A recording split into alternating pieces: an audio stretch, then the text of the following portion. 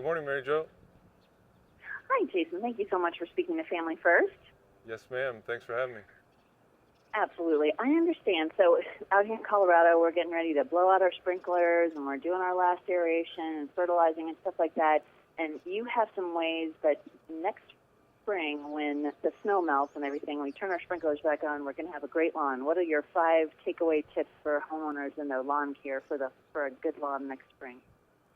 5 takeaway tips. It's a good question, and this time of year isn't some time we typically think of taking care of our lawns, but it's actually a great time to do some important things. And number one is to make sure you're mowing at the right height and frequency, and making sure your blades are sharp on your mower. Sometimes we forget about that at this time of year.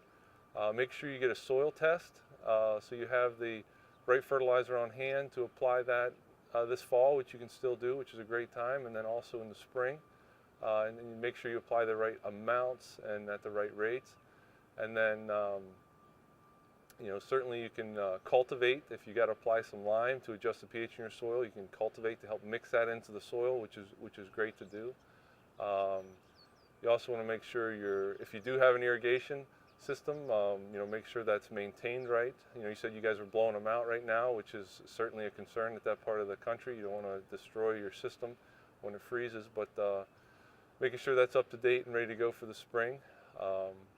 And then certainly you want to scout the yard and make sure if you have any weeds, like clover, dandelion, some of these broadleaf type weeds, now is a great time to treat for that, and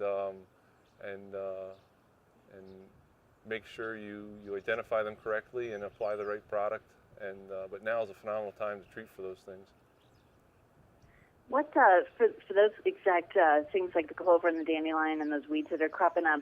What is it, like a spot thing, or is it like a total fertilized for the whole lawn, or how do you get rid of that stuff?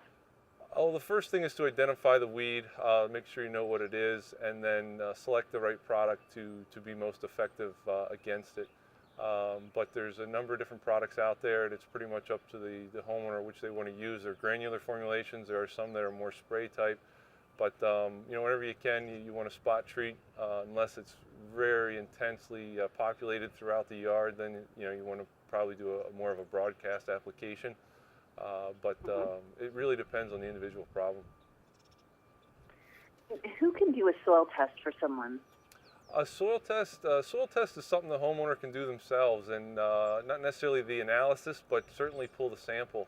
And that's really the most important part of the soil test. So I like to tell homeowners, get the kids involved, get them out there, get a small shovel, pull 20 to 25 samples from different areas of the lawn, and remove the grass, throw the grass away. You want the soil, put it in a clean plastic bucket, mix it up good, put it in a sandwich bag or a freezer bag, seal it up good, and send it off to your extension service. Colorado State has a good one there, and get the test back, and it'll tell you what you need in terms of nutrients. Awesome. Now, is it true that lawnmowers can help spread weeds?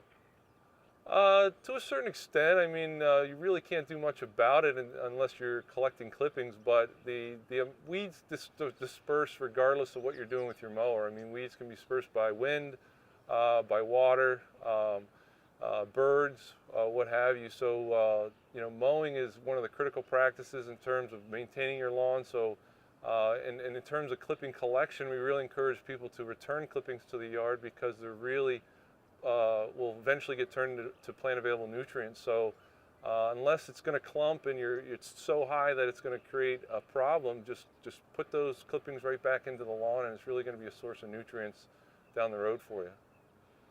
Plus, it's way easier than bagging. Absolutely. So besides the mower, what other tools do you recommend that a homeowner kind of has on hand for making sure they have a great lawn? That's a great question. Your standard garden rake, your rigid steel rake is a great tool just to kind of, if you are going to overseed or need to overseed, you have thin areas that are showing a lot of soil. You want to rake that soil up, scratch it up, rough it up before you put the seed in. Once you do that, you can take your standard leaf rake, turn it upside down, rake that seed into the ground. So that's a great tool.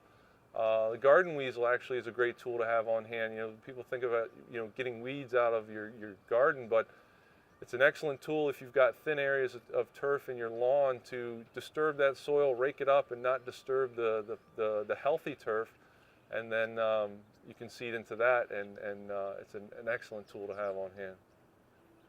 Yeah, another tool I thought of too is a fertilizer spreader. Obviously, you got to have a fertilizer spreader to put out to fertilize, and it's not something I would skimp on. I think it's something you invest in, something you're going to have over time to make sure you apply that fertilizer accurately and evenly over the surface. Is that 2 times a year, spring and fall? It's really it depends a lot on the source of the fertilizer, but there are products out there that have control release technology to where you can only put it down two times a year. Some encourage once a year. It depends on the product, but really encourage people to follow directions on that and contact your local extension personnel for some recommendations in your specific area. Fantastic. So I understand that you are in front of the field there at UCONN.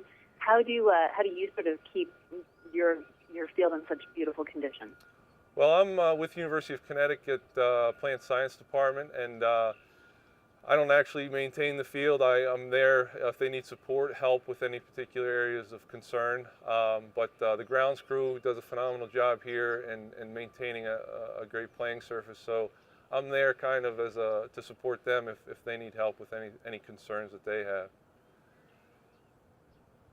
Awesome. Thank you so much, Jason. These are great tips for people for their fall lawn care. Awesome. Thank you so much. Thank you. Thank you for your time.